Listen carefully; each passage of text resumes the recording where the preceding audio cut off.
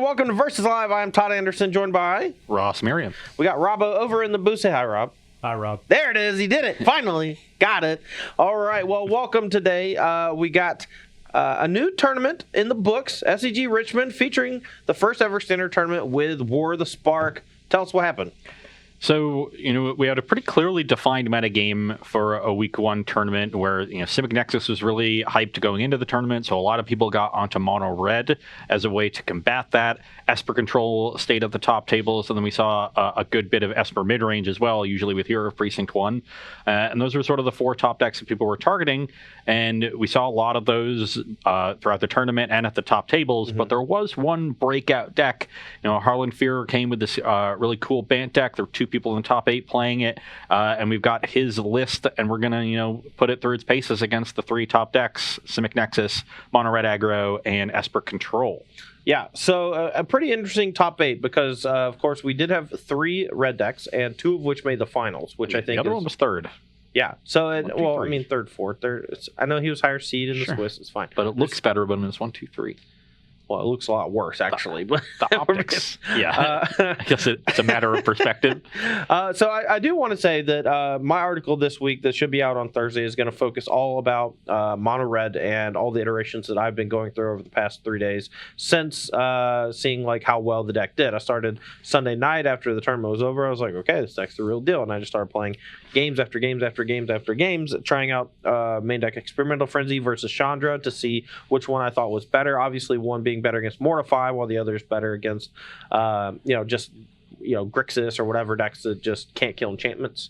And then, we also had just a lot of really interesting decks show up to the tournament. You yourself played the Esper Hero deck. I know BBD lost his win-in, lost maybe even 2 win-ins trying to get into top 8. I think it was 2 in a row, but it was at least one. I liked a lot of what BBD's list was. Mm-hmm. I wrote all about Esper Midrange or Esper Hero in an article that went up today on StarCGames.com. You can read about that. And I have a suggested list there if you're interested in that deck that goes a little bit bigger. Still not quite as big as Ryan's. I want to be a little bit lower to the ground, but a list that I like moving forward because that's a deck that is pretty good against Nexus. It's pretty good against Mono Red. I think it'd be behind against Esper Control and really behind against Bant. Yeah, this Bant deck looks like it's kind of like the mid-range killer because of how over the top it goes, while still being relatively low to the ground as far as playing a bunch of things in the early turns. Obviously, you don't have the Wild Growth Walker package, but I've seen a lot of talks recently about people maybe even moving that direction. But with every change, especially a major change to the core functionality of the deck, there's going to be a lot of give and take. And I don't know, all the things you have to sacrifice to put that package into the deck means you don't get to play as many Growth Chamber Guardians, which actually ends up making Frilled Mystic worse. And then, which Vivian do you play? 5-mana Vivian that works really, really super well with the Wild Growth Walker package, or 3-mana Vivian that works really well with a bunch of cheap creatures that you get to play at instant speed and make Frilled Mystic better. Yeah, and it seems like the Explorer package is what people are looking to shore up the mono red matchup, which is what the Bant decks were felled by in the top 8. That's sort of the book on the deck right now. It's weak to mono red, very good against Esper, and pretty good against Nexus, against Esper Control, and good against Esper Midrange. So all variants there. So mono red is sort of the hole, and people are trying to figure out how to solve that. The Explore package is going to take a lot of slots, and you don't know how much you're sacrificing in the other matchups, as you said. But the deck is really cool. It seems reminiscent of what Jonathan Hobbs brought to the table a few months ago in Bant Flash. I know he also played a Bant Flash deck in the tournament, did pretty well. But this deck doesn't have to play as many cards that actually have Flash on them because Vivian, Champion of the Wilds, grants all of your creatures Flash. So instead, it gets to play God Eternal Oketra, which, as you said, is this big mid-range breaker. It's so much better than I thought it was. I'll say that. And I thought it was okay, but I thought that it was a little slow to get going. But as we've seen with this deck, you just play so many mana creatures that you want to draw them early, right? So that you can accelerate into these 5-drops, these really powerful spells. But then they're not even that bad once you draw them late because then they just add an additional 4/4 to your side of the battlefield. And when it's Incubation Druid, you can even turn that into a 3/5 if you have enough mana. Yeah, get 2 relevant bodies for the price of 1. So, we've seen mid-range decks that play 2 sets of mana creatures before. A lot of usually like Gruul monster style decks over the years, usually accelerating into big dragons. But we've also seen them in these sorts of colors. If you remember, maybe Bant Midrange from a few years ago, that was a deck that was popular for a while. They curved Elvish Mystic into Sylvan Caryatid into Dragonlord Ojutai, which was a great 5-drop to curve into, and Oketra seems like the next up in this style of deck. And we haven't really seen this style of mid-range deck for a little bit in Standard. It's been dominated by that green mid-range archetype has been dominated by Sultai, which uses the Explore package to generate additional mana, and just Elvish Mystic to accelerate. Now we have more acceleration. We can play these 5-drops on turn 3 and get really far ahead. And then once you're ahead, those Frilled Mystics and those Teferis really lock it up. Teferi pushes your advantage by bouncing one of your opponent's permanents, stops them from really being able to play effectively against your Frilled Mystics and your Growth Chamber Guardians and things like that, so ensures that you keep getting value. Yeah, and on top of that too, just the fact that it completely shuts down the Wilderness Reclamation decks. Like, outside of them getting Teferi off the battlefield, they can no longer use Wilderness Reclamation to go bananas, because you can't use that extra mana because you can't play anything during your end step. You can only activate lands, basically. So typically this style of deck, this sort of green mid-range deck that isn't super fast, is looking to play resilient threats and be good against removal, is very bad against a deck like Simic Nexus. Right. But this deck has very specific tools like Frilled Mystic and Teferi Time Raveler that are so good in the matchup that it flips the script on where that would normally be, and really helps a deck like this out, because you naturally have a good matchup against something like Esper. Yeah. Well, that's kind of where we're at in the format right now. But because of the showing from the Bant deck, and because we didn't actually play it at all leading up into the tournament, we actually are going to be running it through the gauntlet today against those 3 best decks that Ross mentioned. So we got Bant Midrange. First up, we're playing it against Simic Nexus. Second up, we got it against Mono Red. And then last but not least, we got against Esper Control. So we're going to be taking it through the paces to see just how good it is. First up is going to be Simic Nexus. We'll get to that in just a second. But before we do, Rob, we have anything from Twitch chat? Yeah, we've got a few questions here. Meg222 wanted to know, how have you enjoyed Standard so far? I mean, I've been loving it, but I mean, I've tried a bunch of different Reclamation decks, and but I've also been dabbling in aggressive stuff. I like the Mardu Aristocrats decks when you draw the right mana, but like they don't feel that consistent, That's been my issue with them as well. I like the white weenie aggressive decks. They seem really powerful. Mono red with the new Chandra seems really good. And now, we have this new Bant deck, and I'm really looking forward to trying it out. And we even have a deck that we're going to be playing on Thursday. It's a new kind of like a Splinter Twin type variant. Finale of Promise, or Finale of Devastation, the green one. Yeah, the green one has a name that is decidedly not green. Yeah, so if you have 6 mana, you play that for X equals 4. There's a creature that when it enters the battlefield, it copies a spell on the stack. So if you minus Ral Storm Conduit, and you cast Finale of Devastation for X equals 4, you go and get Nehru with the copy, and then you copy the original, and it looks through deck or graveyard. So if you have 2 copies of Nehru in your deck, go get the first one, copy it. Go get the second one, Legend Rule, goes to the graveyard, copy it.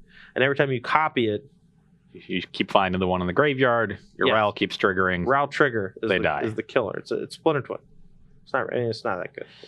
It might be good. We don't know yet.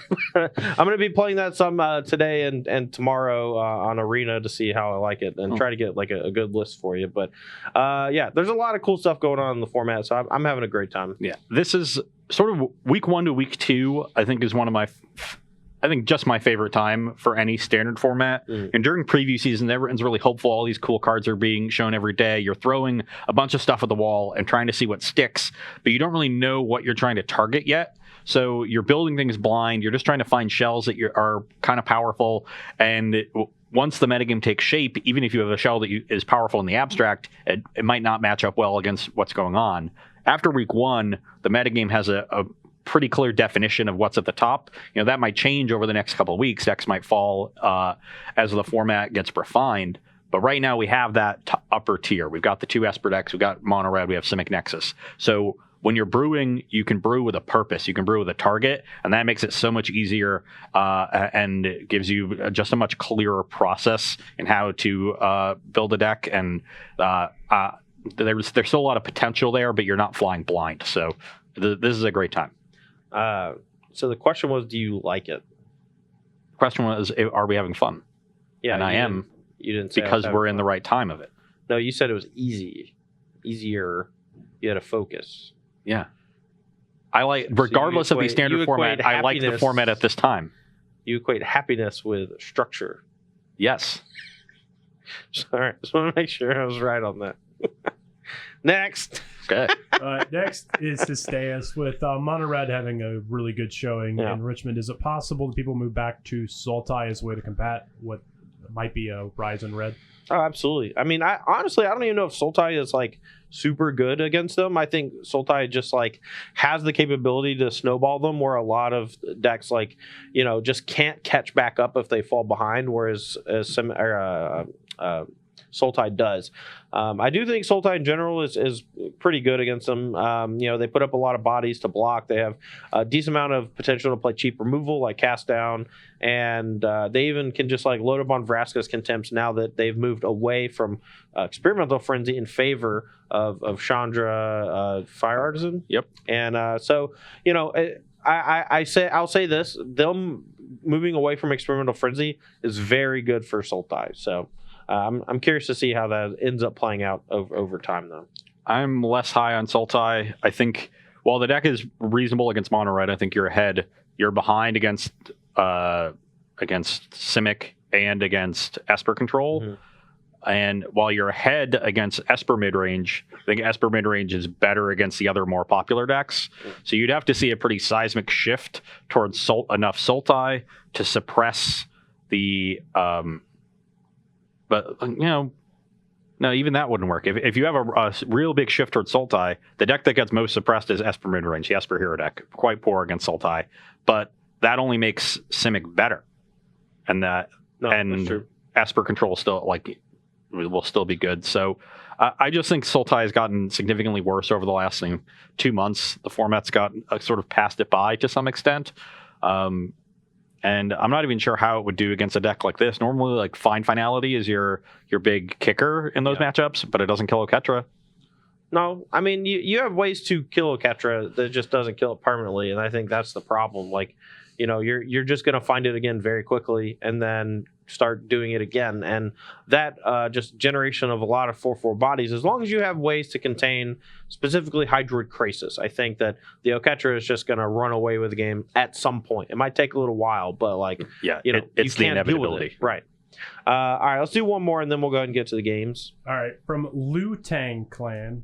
Nice. What do you feel is the best build of the red deck? Is it with Frenzy, Chandra, or Risk Factors in the main deck? I think that'll honestly depend on how the metagame adapts to attack it.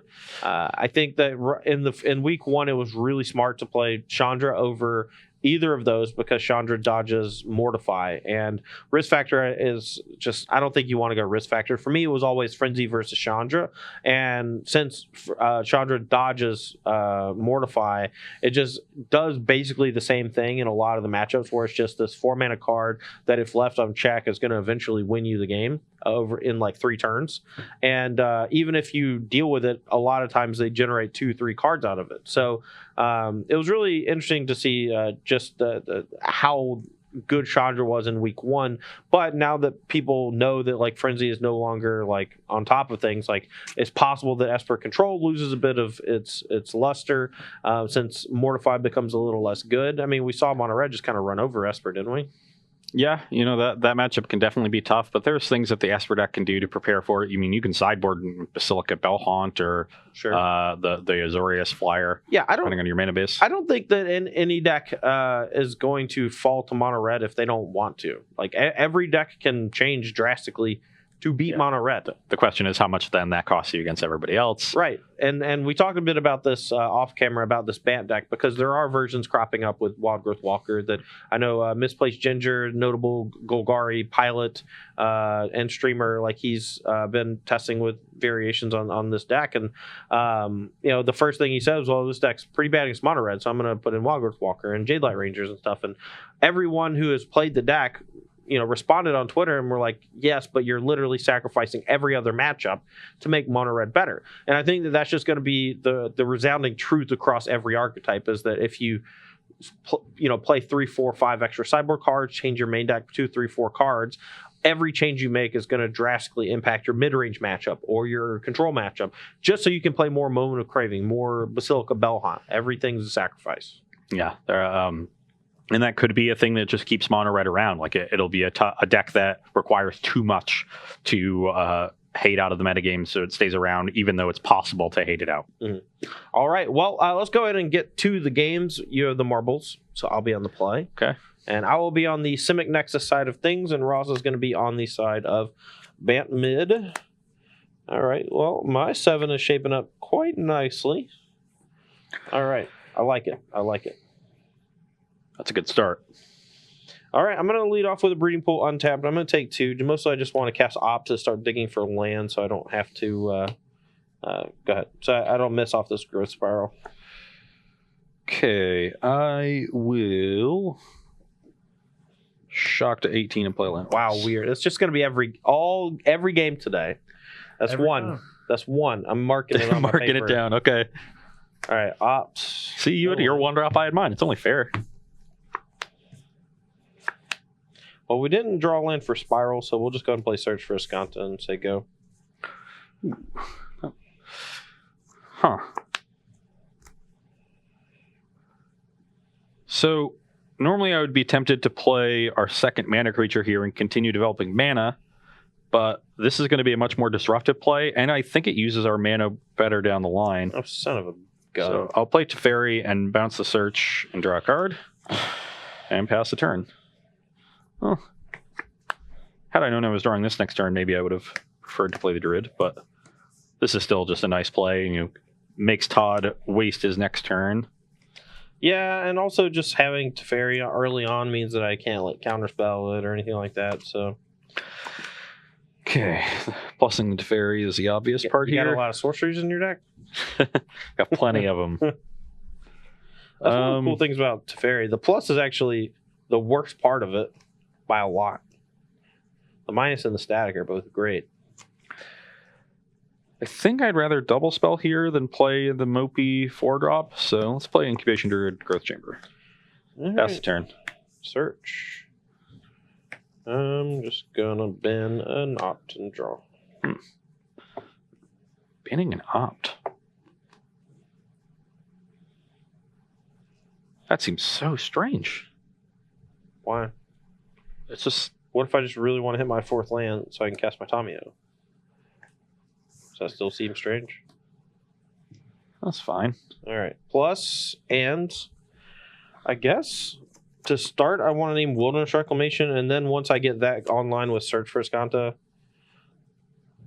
let's do that. All right. I'll name Wilderness Reclamation. 1, 2, 3, 4. We missed, but we filled our graveyard. And now next turn, Search for Escanta will transform unless he does something about it. Yep.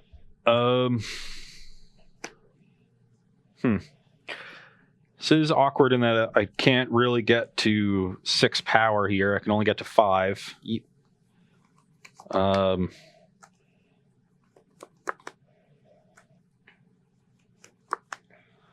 I'm not really sure how to play this turn. We're definitely shocking to 16. Definitely plussing this Teferi. The thing is, I'm not super concerned about Todd going nuts next turn, but I need to be able to clear up, the Tamio next turn, and maybe we'll see a Reclamation too. I could see Reclamation into Root Snare. I guess I have the Teferi, so Root Snare is not a problem. Yeah, none of my stuff does anything. Yeah. Yeah, and that means you could Callous Dismissal this into Root Snare to protect the Tamio for a turn, or Blink of an Eye the Teferi, but that you can't do that with a Reclamation. I guess you can, actually, because you have the Search. So you can, if you transform search, have land 5, which would be really land 6, then you can play Reclamation, Bounce Might, Fairy at sorcery speed, untap, have 6 mana, play Root Snare on my turn, and then have 4 mana left over to maybe Chemist's Insight. But that's a lot of specific cards I just named. I agree. But that's the worst case scenario. What were you?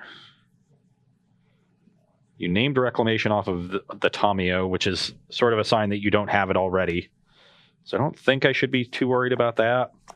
The question here is whether or not I want to get the Tamio lower or build my board more.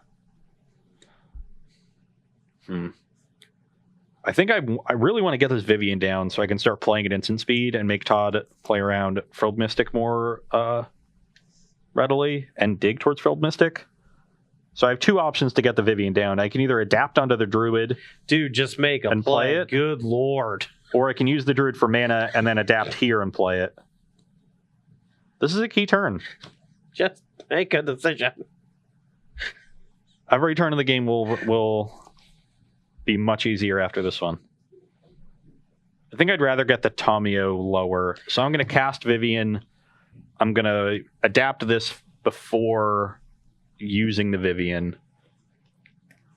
How are you doing all this again? I have 6 mana. So you spend 5 to... No, I'm not adapting this. Oh, okay. That was the choice. It was either adapt this or adapt this. This lets me apply a little bit more pressure to Tamio. If you deal with this, I can adapt this next turn to kill it. Okay. So let's first find another Guardian. And then... I guess there's no reason to not just -2 this Vivian. That's top 3 cards. And oddly, you don't have to reveal it. It's kind of like a secret. So if you miss, your opponent doesn't quite know you miss, and you can play some creature instant speed any time off of it, which is nice. I will select the creature. Hey. And put the non-creatures on the bottom. Okay. Okay, attack Tamio for 4. Yep. Pass the turn. All right. Search for Scanta. It's going in the bin. Just got to transform it now. Draw off turn. Okay. Do you have it all? No, I have nothing. That's good. Yeah. Search for Wilderness Reclamation. Tilt.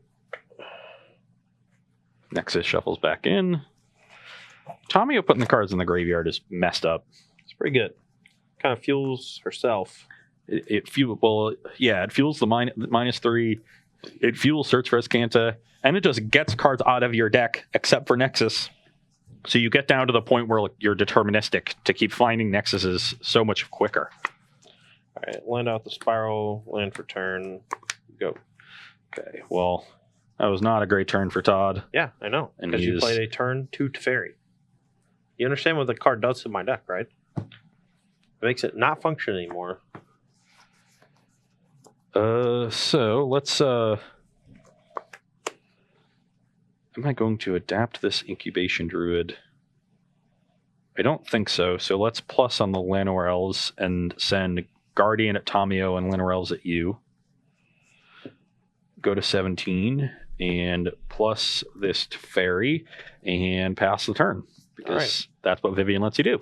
Yep. How many Frilled Mystics you got? Well, I've got 4 cards here and 1 card here, so 5. Do you actually have 5? That would be the best case scenario for you, wouldn't it? If you had 5 Frilled Mystics? Yeah. Oh, because I would actually win from you cheating? Yeah. Nice. That's the hope. Okay. 1, 2, 3, 4. What in the heck is happening?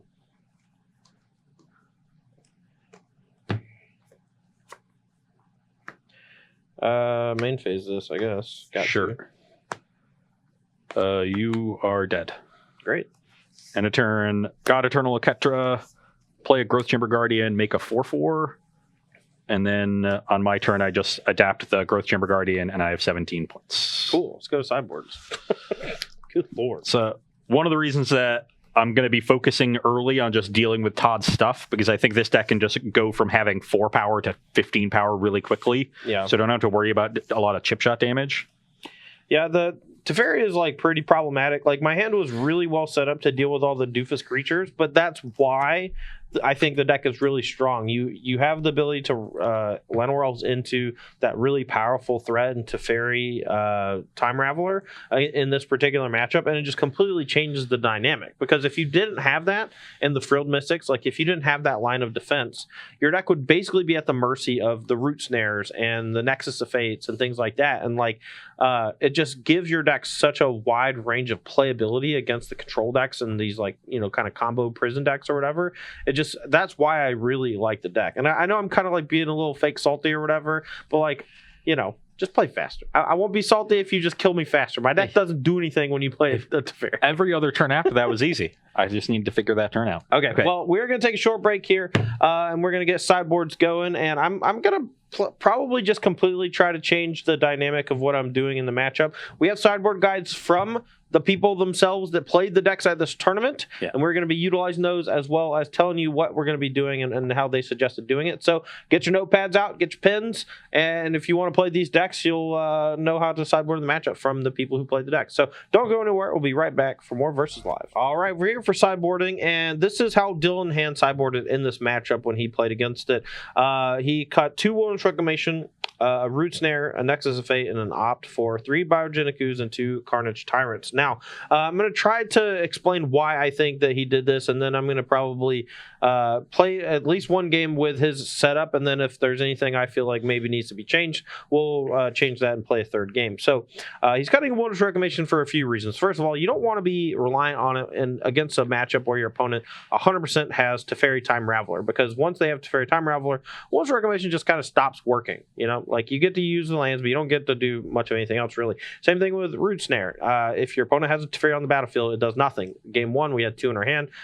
You know, it looked like we were going to be pretty well set up and just lost. Just got straight beat by it. So you're also playing a matchup that has a lot of answers to Wilderness Reclamation. Right. So playing it early is not usually going to end up well.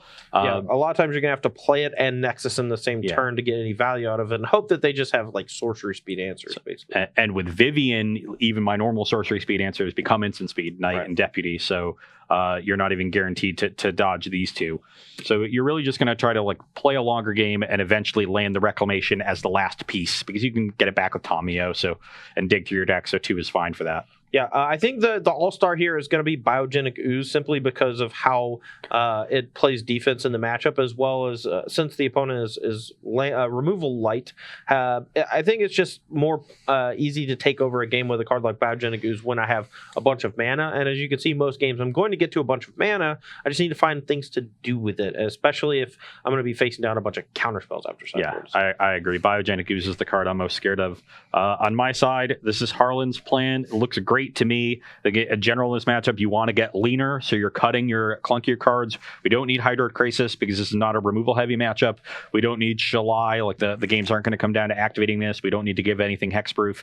And then we cut some number of God Eternal Oketras because it's also a kind of slow card. You know, we can deal a lot of damage with just Growth Chamber Guardian and Knight of Autumn in this matchup to apply pressure, and then have a ton of disruption. You know, Frilled Mystic will apply pressure once we cast that. So we've got some counter spells, some additional answers to Wilderness Reclamation and other things. Deputy is also going to be important against Biogenic Ooze. Can clear up some tokens or just the original itself. And then we've got Vivian Reed as our high end, because unlike Oketra, this is a 5-mana card that can act as a piece of disruption. You know, it'll destroy a Kefnet if they've brought that in. It'll destroy Wilderness Reclamation, and then it'll also dig towards our disruptive creatures, our deputies, our knights, our frilled mystics. So Vivian Reed is also important here.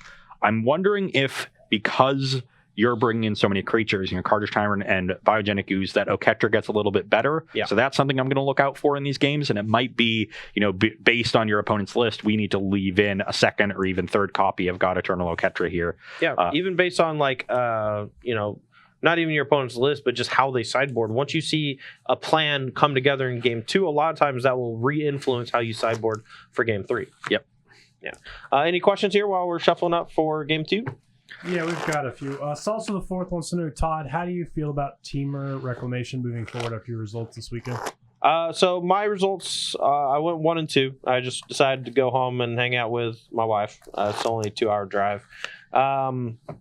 I played against 3 aggro decks, which I don't think is that indicative of the format. I played against mono blue, Gruul with Cinder Vines, and mono red splashing black for Dreadhorde Butcher. Those are my 3 matchups. And, I heard people say they played against 6 Simic Nexus mirrors in 15 rounds. I heard people say they played against, various mid-range decks over and over again, Esper Hero, yada, yada.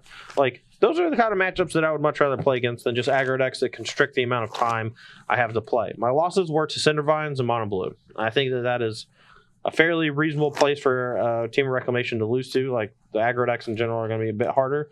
Obviously I like the deck, but I knew going in that I was going to be facing off against 10 plus sideboard cards every round, and I knew that it was probably a losing proposition, and I think that's a very good reason why you didn't even see Simic Nexus in the top 8, whereas a lot of people were playing it.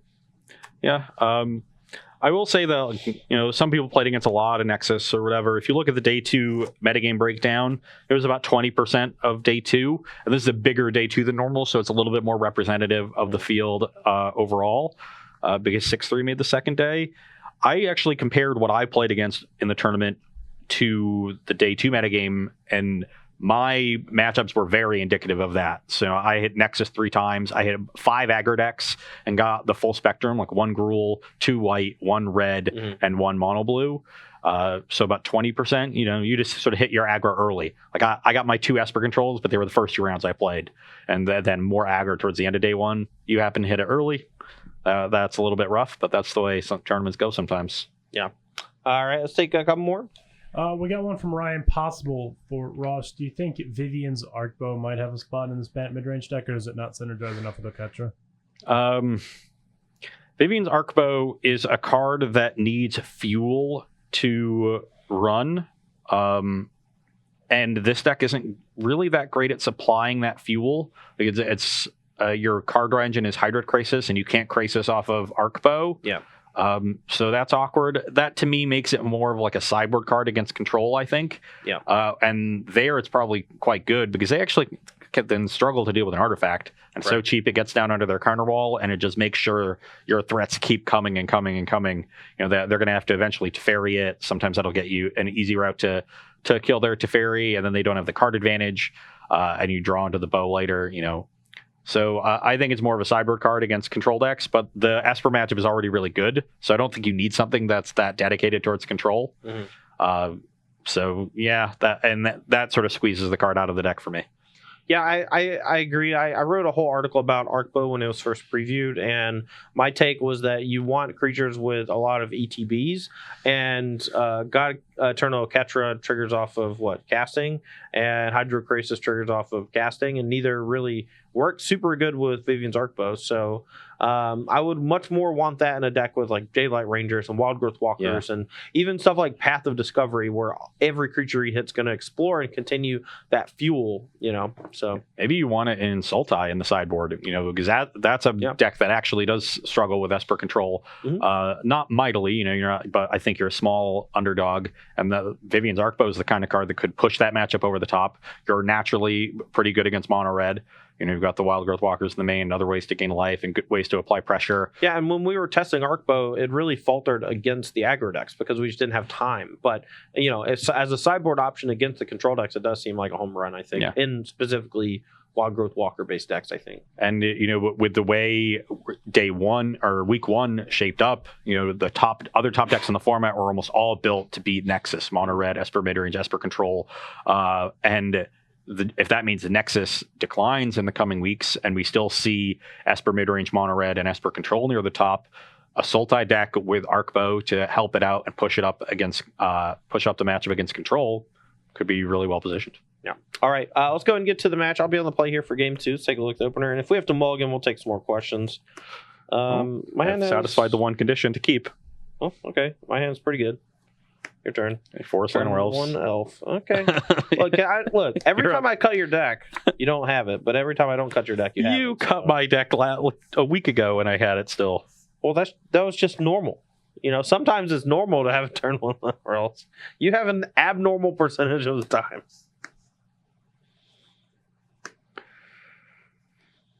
Vivian, I will -2.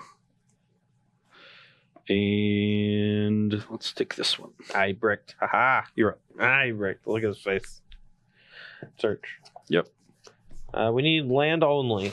We have no land, so we need land. I'm going to opt.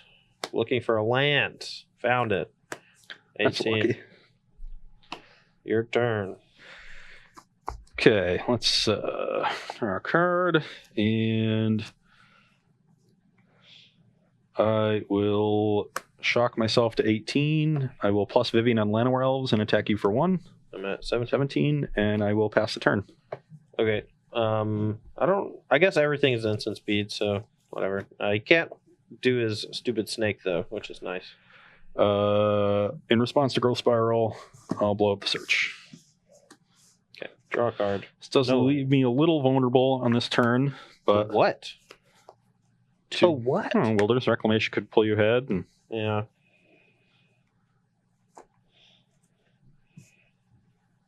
Growth Spiral. Yep. You're good. Okay, I have ways to use all my mana this turn, so I think I'm just going to plus the Vivian now, and on the Llanowar Elves, get in the extra point. 14. 14. Pass the turn. I'll charge this. Yep. Tap, draw.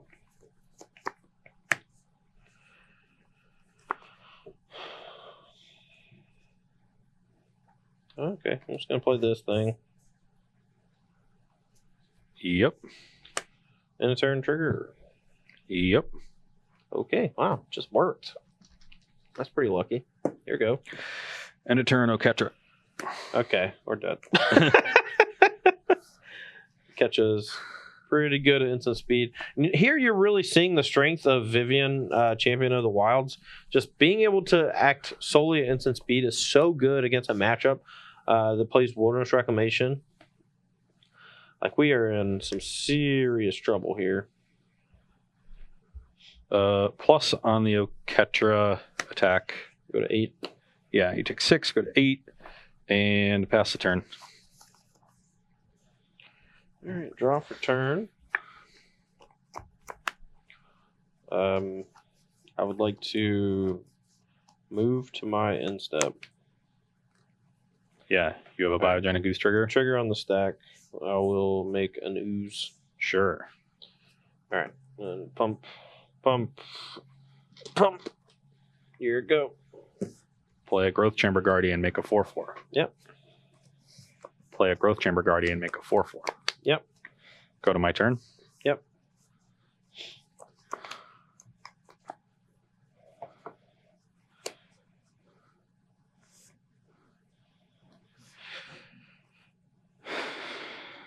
Teferi. I will Root Snare in response. I will. You're at 8. Yep. God, I suck. Oh no, this bounces thing. Okay. I'll Dovin's Veto the Root Snare. Okay. I will bounce the bigger token, draw a card, and I believe this is lethal. Yeah. Attack with all of my creatures. Yep, I'm dead. All right. Well, I don't think that is any different from how this matchup was supposed to go. I felt heinous at all junctures. Yeah. Okay. We're not gonna go to break or nothing. I'm gonna sideboard a little bit differently to see if I can find a better way, but probably won't. Oketra just turns the corner so fast. I just want another one. Yeah, I think your catcher is just nuts, and we're all stupid. Well, Harlan's not stupid. Harlan's super smart. Okay.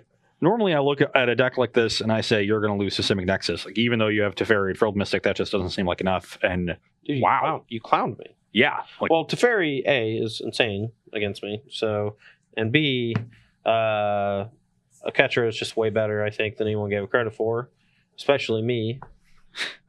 It just kills him so quickly. The problem is there's just no card I want to cut. Every card in my deck is great. think I'm just going to cut a big Vivian, though. I'm not sure if you need this. Like, you already have a bunch of ways to deal with Reclamation. Like, if tapping out and plussing it and just like finding some more creatures is not what you want to be doing in this matchup. All right, so I'm going to re-sideboard here and try out a different sideboard plan because that one just did not seem to work very well. But I think this is just going to be a bad matchup, and we just got to get a little lucky. Carnage Tyrant, even though Ooze can take over a game, I think you need all your Reclamations to be able to let it take over the game. So we're going to be bringing those back in. The Nexus of Fate, similar reasons. Basically, Nexus get worse when you cut Wilderness Reclamation, so I want to have both in the deck if I'm going to be playing them. Carnage Tyrant, I think, is just a little too weak since it just goes tall, but I get double, triple blocked pretty easily from Ross's side of things because I can't actually kill anything. It even just trades straight up with Oketra. Yeah. And I think this matchup's going to be like all about speed, so I'm going to be cutting the root snares in favor, and since it gets shut down by Teferi, I'm just going to be cutting the root snares in favor of a negate, and then I'm going to bring in the opt again, and just basically I'm just going to bring in the 3 ooze, and I'm going to be cutting a bunch of root snares, and I think that's like maybe your best place to go. Like, ooze can act as your root snare, and if you get it going with Reclamation, like, you might be able to go too wide for them, and just kind of hope that they don't draw a Ketra, because a Ketra just kind of eats your sideboard plan, and all of their cards are really good against your main board plan. Oketra is just suspend to win the game. You cast Oketra, you untap, make 40 power, yeah, and then you attack with that 40 power. Yeah, 40 is more than 20. Ergo, they're dead. Okay. Well, got any more questions over there, Rob? Yeah, Jared Ferris wants to know, what are your thoughts on Selesnya tokens top 8ing? Zach Keeney is really, really good. Yeah, that's it. The end. Don't play the deck. It's bad. That's it. All right. We also had several people asking, so it doesn't look like Drake is anywhere. Why do you think the deck is not that great right now? It hadn't been anywhere in about 4 months, so, par for the course, yeah. I guess. I really wanted to, obviously. The Drake's game plan is one that, falls apart pretty quickly. Okay, it's really trying to turn the corner on that one turn when you play a Drake and protect it with your Dive Down or Spell Pierce, and then play another Drake and it snowballs and the game's over within 2 turns. The problem is that kind of game plan gets significantly worse as the format gets more refined and more sets are added to it and everyone else gets more powerful. Drake's hasn't really improved in the last 2 sets. Yeah. Like, we have some cards that feel like they might belong. Like Invade the City, when I first saw it, I was like, oh, that's perfect for the deck. And then you realize after playing one game with Invade the City that you play Enigma Drake and Crackling Jet because you get to cast them, and then after it you get to follow up casting them with a bunch of instants and sorceries to make them even bigger. And Invade the City just has the static power and toughness based on when you cast it, and it's just so much worse. It also doesn't have any evasion, which is a problem. So a lot of reasons why that card is worse. Sahili again doesn't make flyers, which was a problem. Yeah. Augur Bolus is good in the deck, but you don't really want to be that controlling. So none of the new cards really improved the deck at all, and it just fell off as every other deck got better and it became harder to contain the aggressive decks or harder to set up your plan against the bigger decks. People can answer Niv Mizzets more effectively, so the deck is just underpowered relative to the rest of the format, whereas in November it was on par with the format. Yeah. All right, start off here with game 3. I'm gonna be on the play. My hand is great, except I need to draw like 3 lands in a row. I know it's there. It's always there, Ross. I'm gonna go ahead and notch it. That's 3 in a row. I go to main phase knob just because need a land. That's all I want. All right. I'll go to 18. Yep. 3 in a row. Just want to say it's 3 in a row. That is not indicative of how Magic the Gathering works or statistics. So you're about 40% have it in your opening 7. So you're about 100%. 6.5%. So. 3 games in a row. Yeah. I think if I'd turned 2 Search for Skanta all 3 games, but it's literally bounced or died before it did anything. Yeah, let's do that again. There you go. Missed my land drop. I quit. This deck, I don't want to play this deck anymore. I didn't do anything. I don't want to do it anymore. What time is it? Can we move to the next match? Almost. Oh, God. Let's play another game. That's stupid. So we got 13 minutes before we have to move on. 03. It's not a great start to my birthday. Oh, well, happy birthday, Todd. Thanks, Rob. Much appreciated. You know what I get to do on my birthday after this? I get to go home and work a bunch more. That's my day. That's my birthday. That's just being an adult, unfortunately. Yeah, I know. When I was a kid, I was always like, I convinced my mom multiple times to let me stay home from school on my birthday.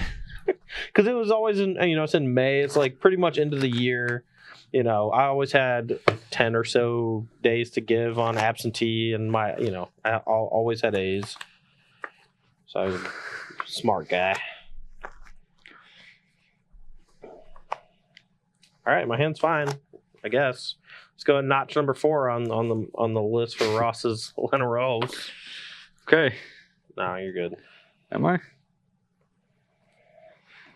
Good at drawing Lenorells, I can tell you that. Yeah. Either you're really good at drawing Lenorells or you're really bad at drawing poorly. I'm just glad you use up all your energy on Versus Live and then continue to just 10-5 every open. That's what I love. He doesn't have it. Finally doesn't have it. He's going to mulligan into it, though. Don't you worry. Still think this is a keep. This is not a great hand, but I have some acceleration, pressure, and 1 piece of disruption. So I think this is a keep. Here we go. I was really hoping that would be Lenorells. All right, your turn. Some Petal Grove, Incubation Druid. Sure. Growth Spiral, and I'll put a Memorial on the battlefield. Untap, draw for turn. I'll play an Opt. I will keep this, play this, tap, say go. We hit our land drops. We're doing it. Maybe. Kind of. Let's play a Vivian. Negate. What's up? Get clanked on. That's not good. Why not? I think it's pretty good. Draw. Land off the Growth Spiral, land for turn. Growth Spiral again. Land off the Growth Spiral, your turn. Well, good thing Todd has all lands. Yeah, but I have Memorials so I can cash them in for real stuff. That's one of the cool parts about this deck. You have 6 or 7 lands in your deck, depending on how many Memorials you want to play. What's that? Sinister Sabotage it? And it doesn't even go on top of the deck? All right, we'll keep the Opt on top since we have a lot of mana right now, so... It doesn't even go on top of the deck. Let's play an Opt. I guess we keep no, we don't want Nexus right now. Let's bottom that. Draw. I'll play a Blast Zone. Put a counter on this. And then I'll say go. And then I'll decide whether I want to pop Memorial or put some counters on Blast Zone. So now you basically can't play 2-drop because then I'll just light them up.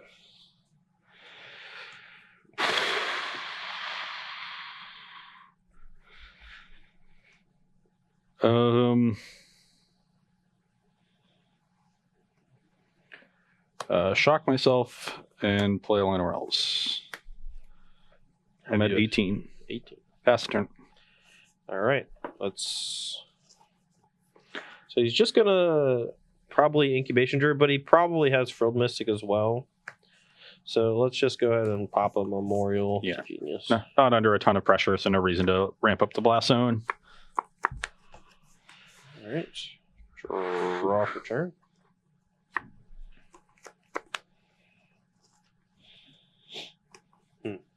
All right. This is probably a bit aggressive. Let's see what Ross does.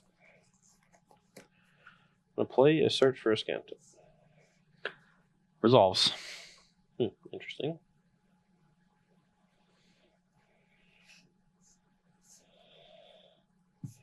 All right, I'll play a Callous Dismissal targeting Incubation Druid. Resolves. Make an army with a 1. Play my land for turn. Your turn.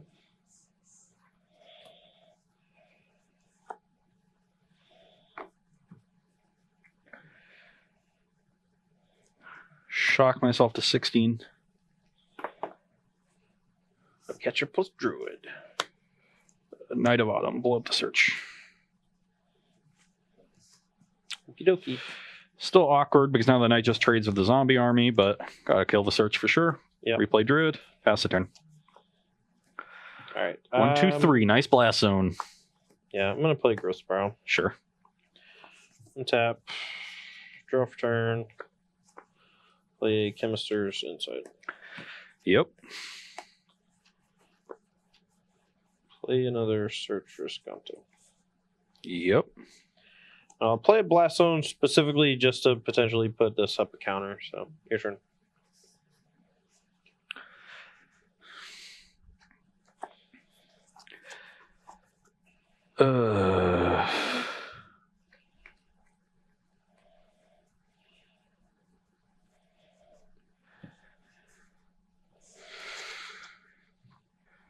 Pass the turn. Put a counter on this. Yep. Untap. Trigger Search for Sconto. Yep. Put this in the grave. Transform That's pretty this. Draw for turn. Yeah. Now Todd's got his card advantage engine online. I still haven't been able to establish any pressure, so this game is spiraling out of control. All right, play my Memorial and say go, I guess. Like we could just main phase the Scanta and look for Wilderness Reclamation, but I kind of want to go for one really big turn next turn and force Ross to have like 2 answers. Adapt.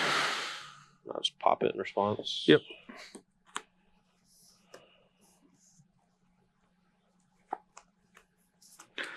It's a good draw.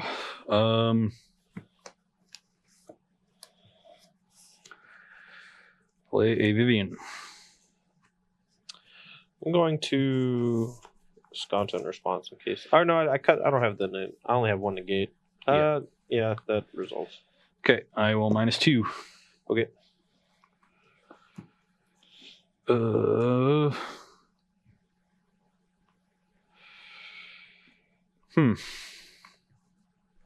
It's a tough choice because I need pressure here. I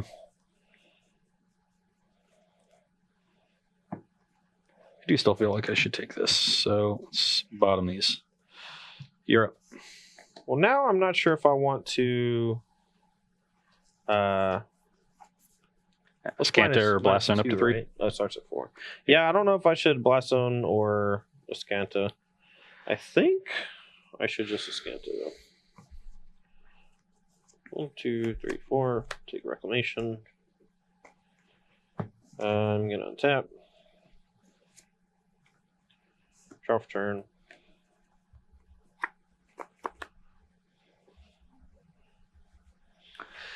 All right, I'm just gonna play land again. I don't want him to get like a full Frilled Mystic here. I kind of want to just overload him in a turn or two, but I'm just gonna say go. I think. Okay. And step up, play an Incubation Druid.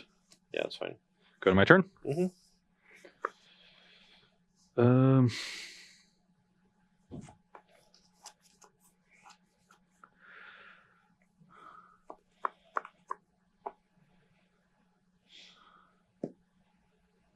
Plus on the Knight of Autumn and attack. What does it give it? Vigilance and Reach. Vigilance and Reach. Okay, I will block. Sure. Okay. Pass turn.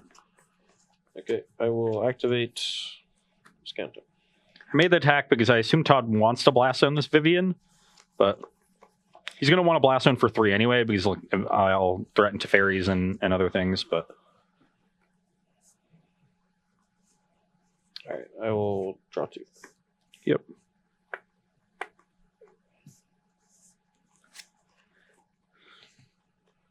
Draw for turn. Play land.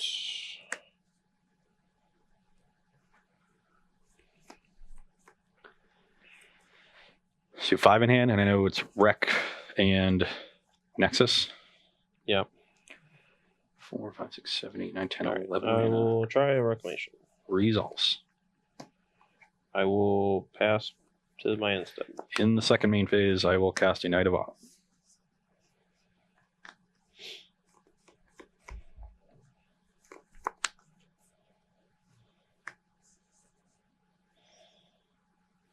Mind of Autumn resolves. Choose the mode that destroys this thing. I'll bounce this for 2 mana. So you have 3 in hand? Yep.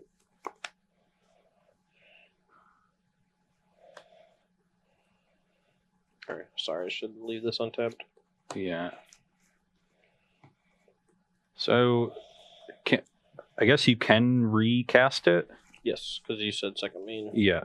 The blink of an eye is fine. Alright, and I think, again, I just want to wait until I can kind of overload his mana. Like, kind of still afraid of a Frilled Missing. I think Ross is just playing very conservatively with it. So I'm just going to say go. I will adapt the Incubation Druid on the end step. Sure. No fear of the Nexus, because it's only on 5 mana. And that lets me get some extra mana to play with and more pressure. Think I'm just going to plus and give this Vigilance so I can get in for 5. That's 15. Pass a turn. Okay. Let's activate this Scanta. Yep. Take a Reclamation. So 2 Rex and a Nexus.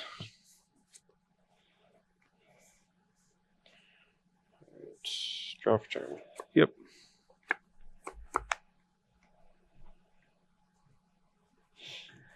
Alright.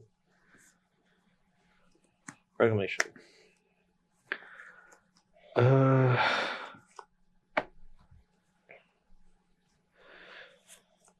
Frilled Mystic. Okay. Reclamation.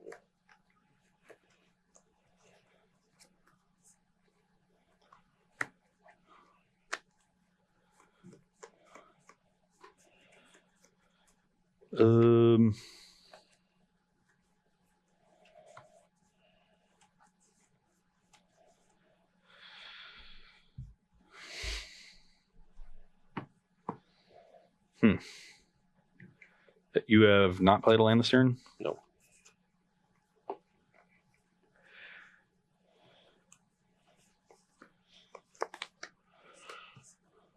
Disdainful Stroke. Okay. Shock. Reclamation. I'm at 13. That's good. Yep. I think Alright. I'm dead now. And it was not something I had quite realized. Alright, untap all my lands. I'm gonna cast Nexus. Then I can still activate Scanta. And we're just going to try our best to generate basically an infinite amount of turns. Our deck is already really small, and we have a Tamio to get back another Reclamation, so we can just Scanta like 3 times each turn. So activate. We'll just try to get to deterministic or whatever, so we can just move on. You're pretty close. Yeah. So my issue here is I had 10 mana, and I had 10 mana worth of counter spells, but because of how Incubation Druid works, I couldn't actually cast all 3 of them without leaving mana floating at some point. Yeah, and I could just pass priority Yeah. to second main. Yeah. All right. Draw for turn. And I will...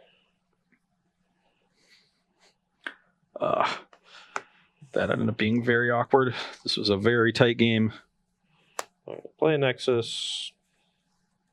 Shuffle it in. I'm going to play Tamio, and then I'm going to plus Tamio and name Nexus. And then I still get 1 activation of a Scanta and an extra turn. So this should be basically good enough, but we're just going to top 4. Okay.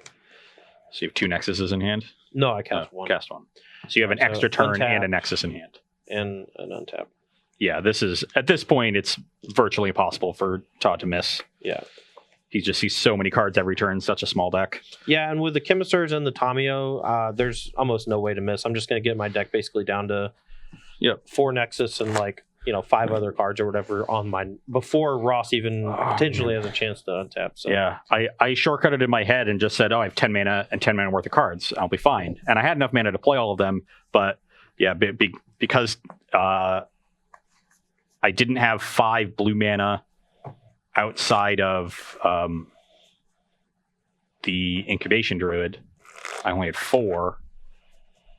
And even so, I can't Yeah, I can't incubation druid without leaving mana floating somewhere because it makes 3 stroke make. Yeah, and I'm always doing that during my first main phase, and then if he ever leaves mana floating, I'm just going to move to my second main phase because there's no reason for me not to. Yeah, exactly. Even if you don't know exactly what's up there, like if your opponent leaves mana floating and you have no mana floating, just go to the second main and force them to act first. So, that was a close one. Yeah. I thought I was going to get destroyed after the first 3 turns. Like, you curved so well, accelerated a ton, dealt with all of my pressure on curve. That's kind of the problem, though. Like, I literally spent all my resources interacting, and then I had to waste a bunch of time cracking memorials, digging for stuff. Yeah. And during that time period, you were able to draw into counter spells. And I'm pretty sure you had Frilled Mystic or Dozeed or whatever, like, or Stroke or whatever, like most of the game, and you're just looking for the best spot to get the most value out of your cards. And that's why you saw me each turn. I could just cast Reclamation or Tamiyo or Nexus or whatever, and at that point, my entire goal was to just overwhelm Ross on one turn, and that was my entire goal the whole game. And if you spend one of those turns and Reclamation into one of my counter spells, I had 3 counters for your 3 Reclamations, and so if you spread them out, I'm able to cast them all. And you waited. I still had 10 mana, but I just didn't have the appropriate mana to cast. If I had drawn another blue source that turn, then you lose. But that's like you lose guaranteed if you go for it any earlier. Yeah, so you gave yourself the best shot to win. Right. And I think there's also some value. Like if I hadn't drawn the 3rd Reclamation for my draw step that turn, my goal I think was just going to be to activate Escanta and cast Nexus of Fate on your end step after taking, like a chunk of damage. And then after that, then go for it with a free, basically a free roll turn with an extra Escanta look and an extra land drop. Then you can go for, Blast Zone potentially if I need to. Or you can go for like Reclamation. If I counter both of those and I'm tapped out, you have an extra turn remaining. You activate Escanta, untap, play your Tamiyo, get back Reclamation, activate Escanta, untap, and that was my original plan, was to overwhelm me with Nexus, and then on the turn after all that, go Tamiyo minus get Nexus or get back Reclamation. Yeah, and you would have had that one more turn, I think. So even if you don't draw the 3rd Reclamation, your plan there would have worked. I would have had to find a bunch of cheap counters just so I could use my mana more efficiently, or like a Teferi on my turn. Oddly enough, I lost the game. I didn't draw Teferi. Weird. You lost a game where you didn't play turn 1 Line of Worlds. Yes. Anyway, so we are a little over time, and at least one of our next few matches is going to go a little long. We actually, one of them's mono red, so that would be fine. Let's take a few questions if we have any before we move on to the next match. Sure. Ravenlord wants to know, do you think Narset Parter of Veils is going to be a big impact on older formats like Legacy and Modern? Yes, absolutely. Card's insanely good. I mean, yes. It's uncommon. It's not worth like specking on or whatever, but it's going to be great. This set actually has quite a few cards for Modern Legacy, I think, which is pretty neato. Like I even think Dobin's Veto is going to see a lot of play in Modern, just because like Negate already sees play, so. Right? And it's just way better. I agree. Narset seems very good. I mean, I'll definitely look into sideboarding it in. Is it Phoenix even in Modern? If control decks are a problem, it's very good against them. In the mirror, right? It should be. So I think it would be pretty bad in game 1 because it's most likely just going to -2 and then get bolted, which is okay. But you spent 3 mana on that, right? I don't even think you minus it in the mirror. I think you just play it on 3 or whatever. As just an enchantment. Yeah. And then force them to main phase a Phoenix and attack it or whatever. Just make sure you contain Thing in the Ice. But like the fact that all the ops are not ops, like especially if they're playing Sleight of Hand over. Or no, Sleight of Hand. Never mind. Maybe it's not good in the mirror. I mean, it stops Serum Visions and it stops opt. It doesn't really stop opt because you can opt on your opponent's turn. Oh sure. And Thought Scour the same way, but you're trying to cast a bunch of spells on your turn to bring back Phoenix, and a bunch of spells to trigger your Thing in the Ice. That's Manamorphose. That's still a problem. Kind of. Yeah, I mean, basically, it really slows the deck down more than anything, which I think is important. It's like a Damping Sphere that can draw cards, and completely shuts down Serum Visions. It's also really good with Wheel of Fate. Sure. Like really good. But in the Is it Phoenix Mirror, you bring out your lightning bolts. They're pretty bad. Sure. So if they're bringing out their bolts and you have a Narset, then it does all of those things and Ascantus twice. Yeah. So it becomes very good. But yeah, definitely a card that I think will impact Eternal formats. All right. And Beatrix2688 wants to know, what do you all think of Jim Davis's Gruul aggro deck? Does that have potential in the format as an alternate aggro deck to Mono Red? I have never beaten a Gruul deck. It's probably good. I don't know. Well, that's just because they all have Cinder Vines in every deck I play. Just is absolutely housed by Cinder Vines. I've had the same issue basically with every 2-color aggressive deck I try. And it's not that the cards are bad or it's underpowered. They're quite good. It's that they're not enough better than the monocolored aggro decks to justify having a significantly worse mana base. You got to play more lands usually, although the Gruul deck is a little higher curve. So that more lands is fine. But Jim complained several times to me over the weekend that he was just losing games to his mana. Rootbound Crag, Mountain, Llanowar Elves, and if it was a forest, he wins the game easily. Things like that. But that happens in those mana bases. Mm-hmm. Well, that deck is also hyper reliant on Llanowar Elves, whereas something like Sultai or even your Bant Midrange deck is so kind of able to use the mana over time because of like mana sinks and because of just how the curve works, and like you don't actually need to have the Llanowar Elves on turn 1 for your deck to be really good. Like you can just Incubation Druid on 2, Double Spell on 3, Oketra on 4, whereas Jim needs to go like Elf into Legion Warboss or Domri or whatever into just needs to hit the curve. Like his deck is very curve oriented because of how aggressively slanted it is, whereas you're a Llanowar Elf deck where you're actually just mid-range slanted, so you don't really need the speed. You just benefit greatly when you do have it. Yeah, no, that's another good point. So the 80 percentile draws for a Bant deck are still going to be pretty good, whereas the 80 percentile draws for the Gruul deck are going to be a lot worse than the things above it. So that is another issue. Usually decks like that also struggle against mono red because they don't block very well. Mm-hmm. This version is a little bit different. You can grind with Growth Chamber and Gruul Spellbreaker is a pretty big blocker if you put the counter on it with Riot. So this Gruul deck I think is a little better in that respect, but the issue I've had with all these decks is the mana base, and I'm not sure there's anything you can do to solve it because the monocolor decks all get that great Dominaria CCC payoff, Yep.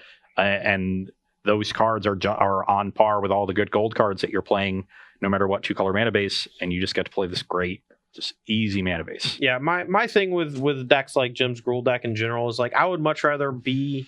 I don't know if y'all have seen like mono green Stompy splashing a color or whatever. Like I always want to. Lean on those builds as opposed to the ones that are just like 8 forest, 4 mountain, 12 dual lands or something like that. Like you just can't really afford to play a deck that's like leaning one way but very much so both colors. Look at like the Boros Feather decks. They have to play Boros Guildgate in their aggro deck. Heinous. It works with their curve because they start on 2. Yeah. But when you draw that on turn 3 or 4 and you're trying to cast a bunch of 1-mana spells, it's really problematic. But you need it for the mana base. All right, let's do one more and then we'll move to the next match. All right. Tiki Jiki Mirror Memer wants to know, what are your thoughts on mono blue? Is it bad, good, unplayable? Crouching Tiger, Hidden Pro Tour winner? Well, it knocked me out of the tournament. Oh, it didn't. It knocked me out in round 3 where I wanted to go home. So I think the deck's fine.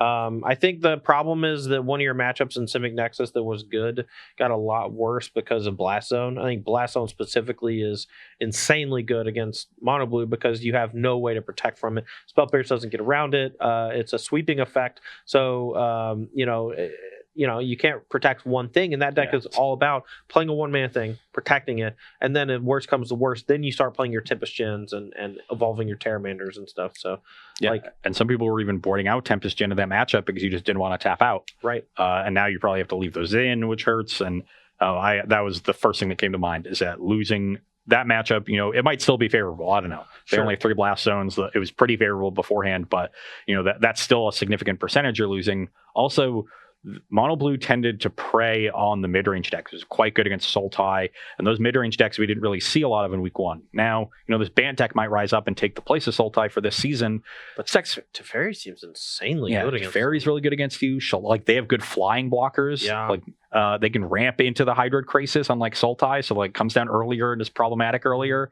And sometimes they can just make a big board and just beat you on board. while you're like, putzing around drawing cards, and or how many like negates you're going to have in your deck versus essence captures, because you don't really want negate against Bant, but you want capture, which is horrible against Esper. Your Esper matchup's close, but they got more and more cards. They have Teferi somewhere in their 75 that are great too. So what did Mono Blue get? They all started playing Kaya too, which is really good against Mono Blue. So I think Kaya we're going to see less of because they have Liliana now as a big thing. Well, they have Liliana and they have just like more cheap planeswalkers to interact, and like Kaya is okay, but how good is Narset, the card we were just talking about, against Mono Blue? Like nice Curious Obsession. Nice Charter Course. Yeah.